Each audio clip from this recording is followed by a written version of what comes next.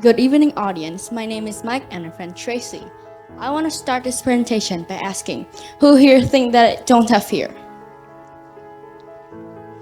Okay, if you think that you don't have fear, please think again while listening to this presentation. Even famous celebrities have fear, such as Cristiano Ronaldo has a fear of death, Adele has a fear of seagulls, and Jackie Chan has a fear of needles. Only about 400 people in the world don't have fear, and one of them is SM4046, and she had a brain damage which reduced her brain. But please, audience, please don't get a brain damage.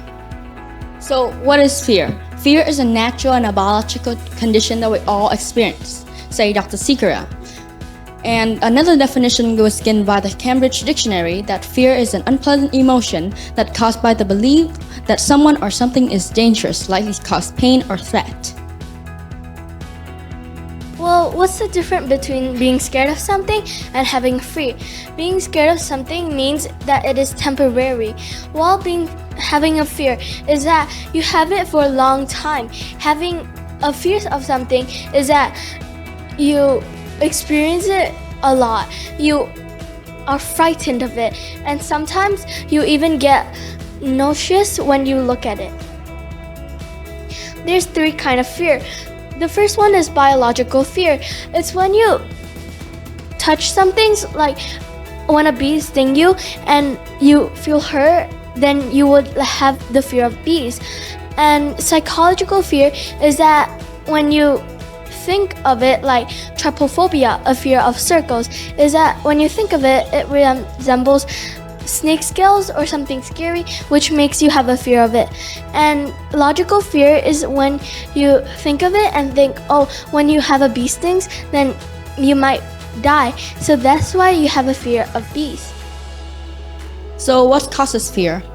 It may be a certain specific object like mouse, or maybe a situation like drowning. It may be a future event or imagined event like aliens and ghosts.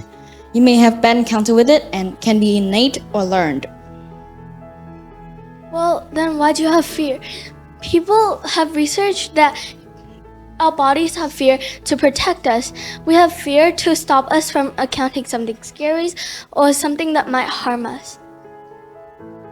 So here comes the complex part. Trigger like environment, genotype, and psychology affects on the organism mind, and then will affect on the RNA and DNA genetic code, histone, and then effect on the histone modifications and DNA methylation. And another important part is chromatin. It's like a string of wool will make up a chain sweater called chromosome. The DNA will coil up with the histone and then make up this string, and it will affect on the histone modifications and DNA methylation.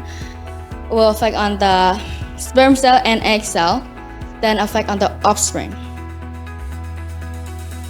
Well, in this book, the book about sapiens, and this story is basically telling that a human, they have a banana and a monkey comes along. So then that monkey is like thinking, oh, I want that banana, and they attacked each other, and the result is that the monkey won. So then, and the human is like danger, like they was injured, and from that time on they can learn like, oh, monkeys are dangerous, and they have like a fear of monkeys.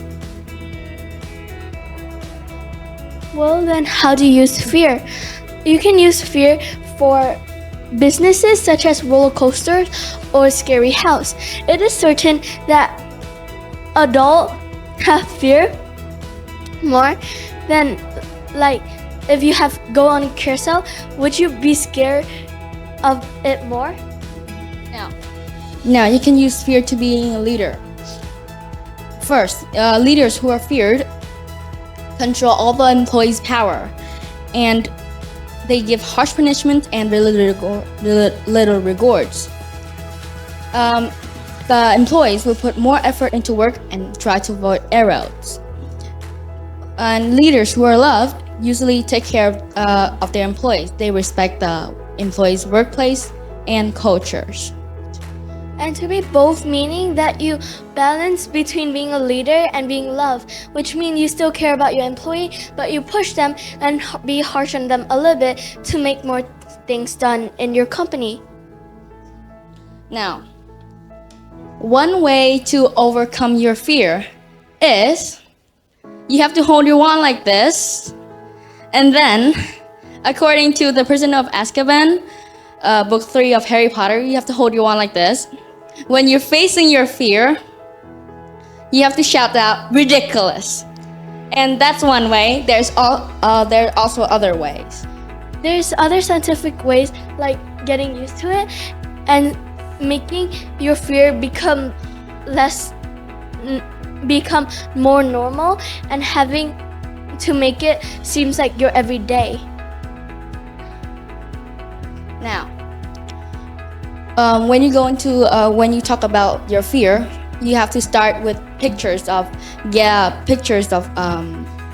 cartoon mouse, and then we'll get more realistic until you get a real photo of one. Then you have to handle a video footage of that mouse, and then third, you have to handle a toy rat. And then last, can I ask you, some of you guys, a question? Who's here scared of mouse? Okay. Well, David, I think you should get on the stage and I'll ask Mr. Victor to bring you a rat here, and then you have to face your fear. Thank you.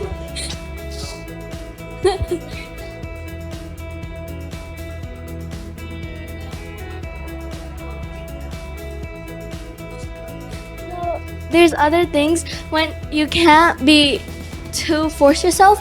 You can go to the CBT, cognitive behavioral therapy. You go there and basically a person is gonna help you to overcome your fear and show you and let you experience your fear. So what's the negative having no fear? If you have no fear, more terrible things will happen to you. But you don't really feel it. And if you have a lot of fear, less terrible things will happen to you. But it's very probable that your life is more painful to you. But being scared means that you miss out bad opportunity, but some good opportunity. And being friend with it, meaning you can experience the good opportunity without having any problems in your life. Thank you for listening. That was so